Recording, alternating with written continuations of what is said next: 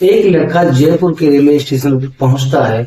वहां पहुंचने के बाद वो एक ट्रेन जो एसएमआई स्पेशल ट्रेन होती है, वहां पर उसकी सीट रिजर्व होती है। तो वहां पर उस अपनी सीट पर जाकर के वो बैठ जाता है। दोस्तों, उसके बाद वो देखता है कि एक बुर्का पहने हुई लड़की उसकी तरफ आ रही होती है, और जब वो आती है तो उसी के सामने वो खड़ी हो जाती है। दोस्तों, काफी देर इधर उधर सीट की तलाश करती है, लेकिन इसको कोई सीट नजर नहीं आती है। तब आखिरकार वो बुर्का पहनने वाली लड़की उस लड़के से कहती है कि भैया, क्या मैं आपकी सीट पर बैठ सकती हूँ। साथियों, तभी वो लड़का कहता है कि हाँ, बिल्कुल आप बैठ सकती हो, क्यों नहीं बैठ सकती हो। तो वो लड़की उसी की सीट पर दोस्तों बैठ जाती है। उसके बाद उन दोनों में बातों का सिलसिला शुरू होता है। इधर ट्रेन चल पड़ती है और रास्ते भर दोनों खूब मौज मस्ती करते हुए एक दूसरे के साथ एंजॉय करते हुए आते हैं।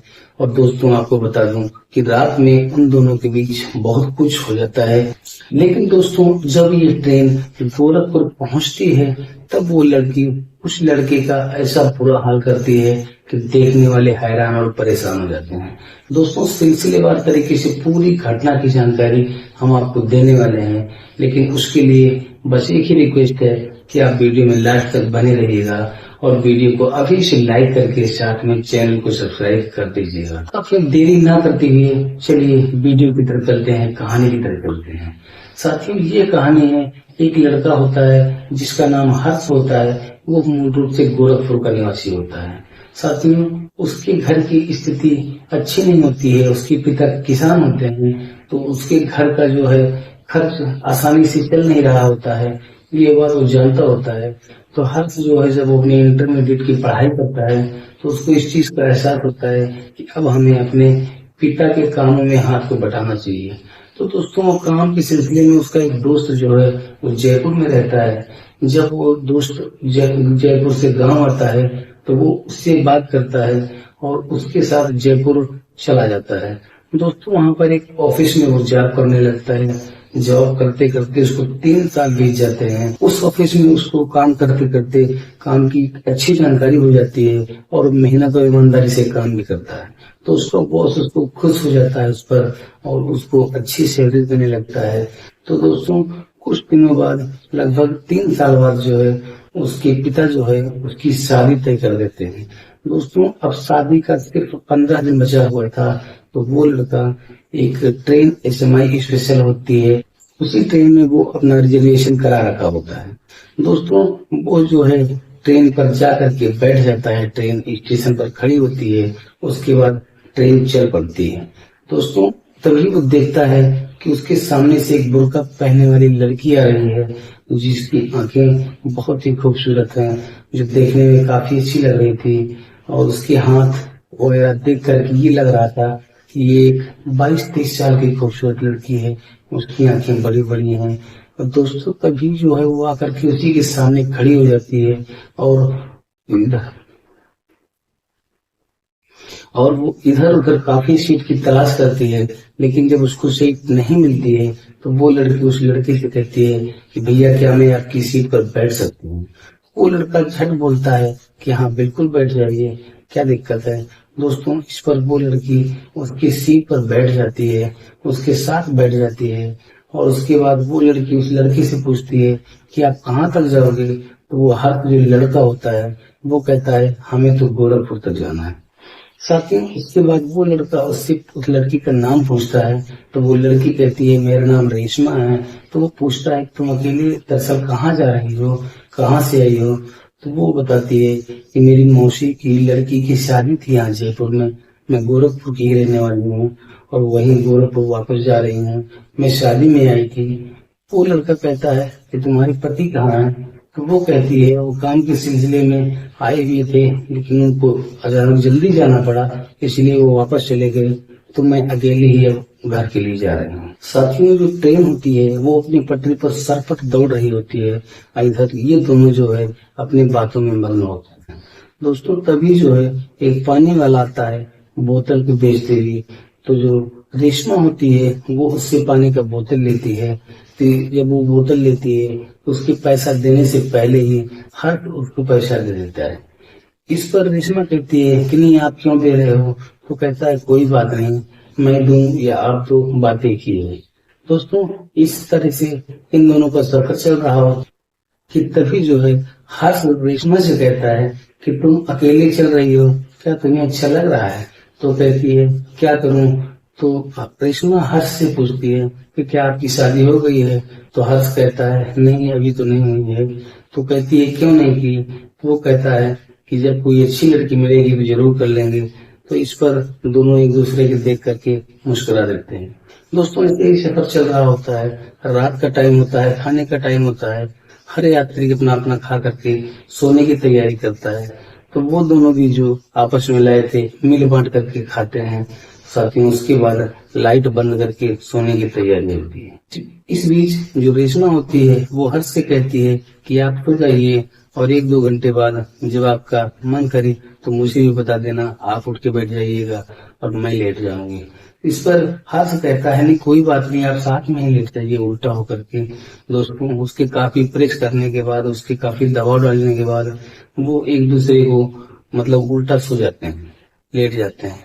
तो उस बीच जो हर्ष होता है उसका कुछ अंग हाथ या पैर उसके शरीर में टच कर ही रहा होता है। साथ ही जो हर्ष होता है वो कभी उसके हाथ को रगड़ता है, कभी उसको पैर को रगड़ता है, लेकिन जो है ये सब रेशमा को अच्छा नहीं लगता है।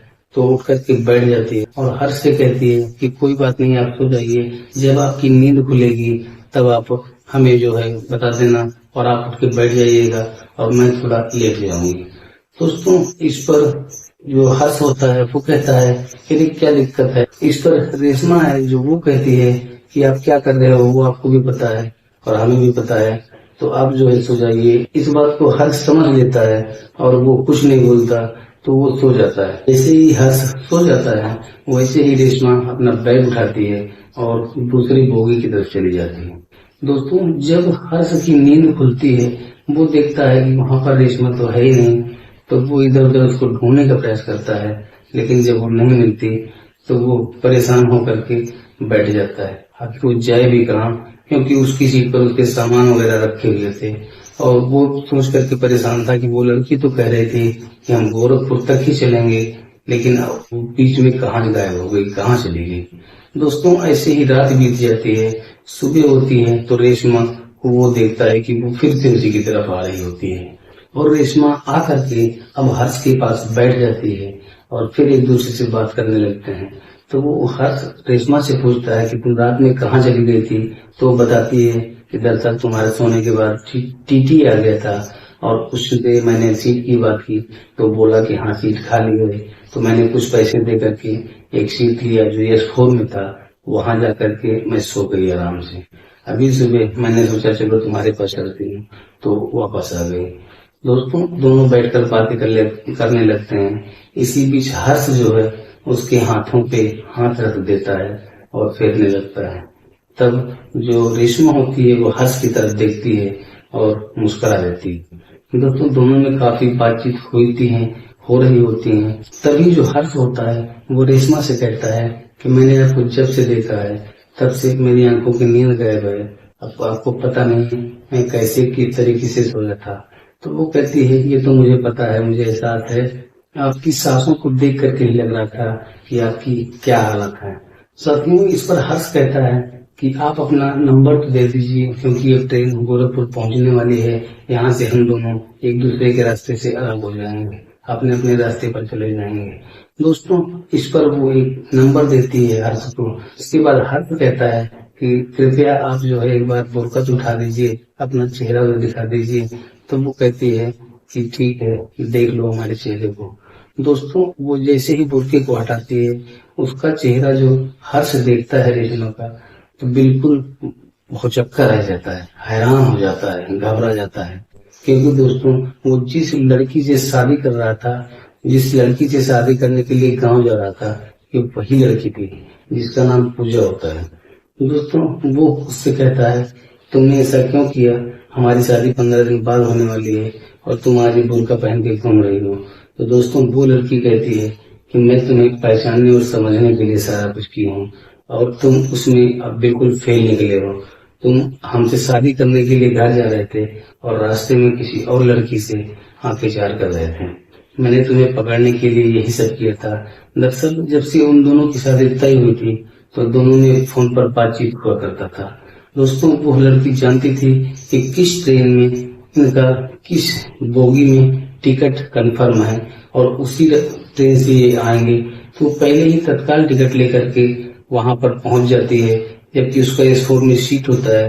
लेकिन वहां न जाकर के वो S2 में इसके साथ सफर करने का फैसला करती है। तो दोस्तों, वो उसको बहुत झाड़ती लताड़ती है और बहुत भला बुरा कहती है। उसके बाद जो वहां से जो है वो रिश्ते को तोड़ देती है और कहती है कि मैं अब तुमसे शादी नहीं करने वाली। दोस्तों, उसके बाद वो लड़का बहुत परेशान हो जाता है। गोरखपुर ट्रेन उतरती है, रुकती है और उसके बाद वो सब उतर करके अपने अपने रास्ते चले जाते हैं। दोस्तों, इन दोनों की शादी कैंसिल हो जाती है। तो दोस्तों, ये रही कहानी। कैसी लगी आप लोगों को कमेंट बॉक्स में आकर के जरूर बता दीजिएगा, और अगर अच्छी लगी हो तो प्लीज वीडियो को लाइक करके साथ में चैनल को सब्सक्राइब कर लीजिएगा। फिर मिलेंगे किसी अन्य घटना, अन्य कहानी के साथ। तब तक के लिए नमस्कार, जय हिंद।